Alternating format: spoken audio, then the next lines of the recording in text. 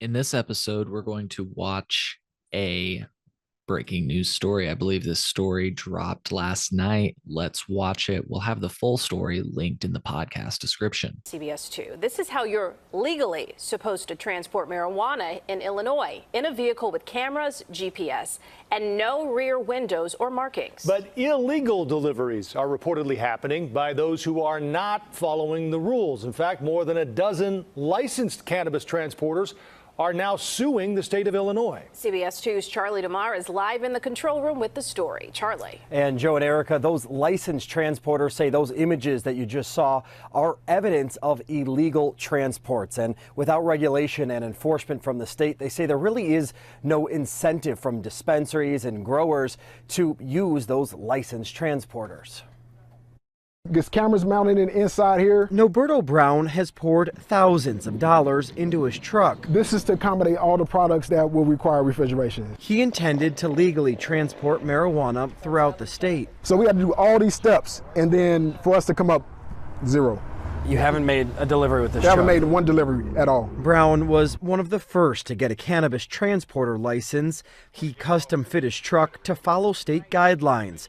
There's no back windows. It's equipped with cameras, GPS, and other safety features. Wow, like we were just blown because we doing all this stuff to become compliant. Transporter Berwin Tompkins blown away over these pictures that he says prove marijuana transportation laws are being skirted with no consequence.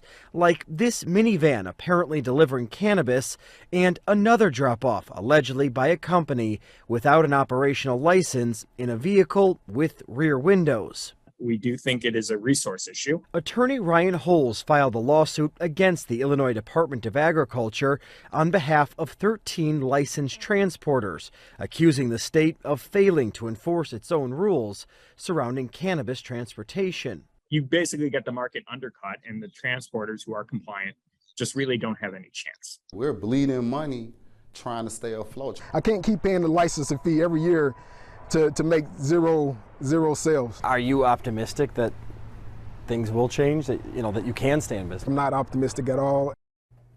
And those pictures you saw were entered as evidence in that lawsuit that was filed.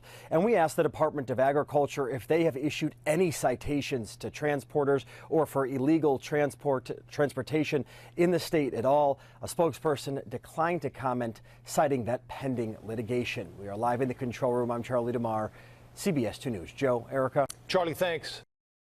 I'm curious to hear what you all think about this report. It's super interesting. Thank you to our friend Penny Hartz for sending it our way. Once again, it's linked in the podcast description if you'd like to see it for yourself. It's the exact same video, but if you want to go to CBS 2 and see, they've written the story as well. So it reminded me of another story we've shown on the podcasts in the past. So if you've been watching for any amount of time, this might be familiar for you. But if you haven't seen this video, I always like to show this video to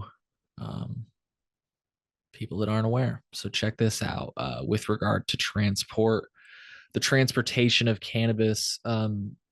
They briefly mentioned the rules and regulations and how stringent everything is. This report is from November 22nd, 2021. We'll have this linked in the podcast description as well. It has very tight rules for how cannabis can be transported and delivered. In fact, those rules are stricter than the federal guidelines for opioids, the most abused drug in America. Here's the story from Phil Rogers. Do we have more to grab? Yeah. We're at a distribution center for Cresco Labs in suburban Chicago. And what these workers are loading 3365 is one of the most tightly controlled cargoes in America. The cargo is legal cannabis, at least legal in the eyes of the state of Illinois. But the rules for how it's transported are spelled out in pages of state regulations. Security is aware of every shipment that goes out, where it's heading, what time they should arrive. That security actually starts all the way back when the cannabis plants are grown. Each plant receives its own barcoded number. And those numbers follow the plants and their products through processing here at Cresco's suburban facilities, all the way through packaging, transport, and delivery to dispensaries statewide. Correct. And we refer to as seed to sale. Illinois law requires cannabis transporters to move their wares in vehicles where the products are locked tight in a separate compartment. Then there's a second set of locked doors outside.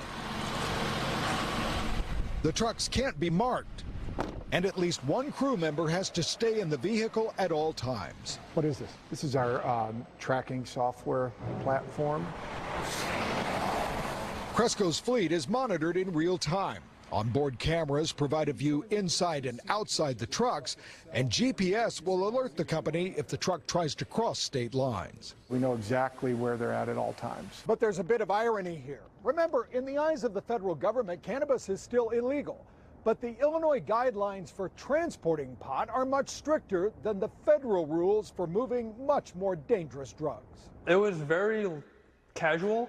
All of the product would go into my personal vehicle in just a standard Coleman cooler. Cresco's logistics manager, Joseph Franks, told us he used to work for a major hospital, transporting everything from chemotherapy drugs to prescription painkillers. Where would it be in the car?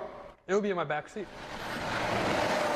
The DEA's position on moving even the most abused drugs in America, opioids like OxyContin, is that licensees are simply responsible for getting them where they are supposed to go.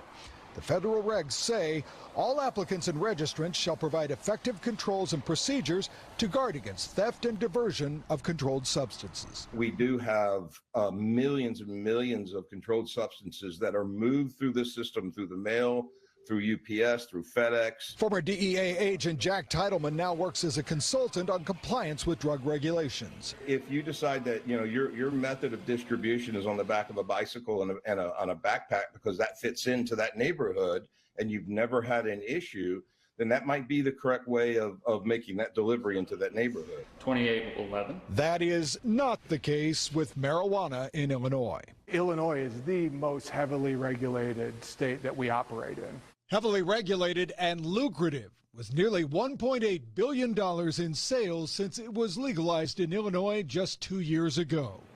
Phil Rogers, NBC5 Investigates. All right, folks, that's all I have for you. I would love to hear what you think about that. You can send us feedback on social media if you follow us on Instagram or Twitter. You can also go to chillinois.net/contact. Both stories that we mentioned in this episode today will be in the podcast description. Take care, everybody.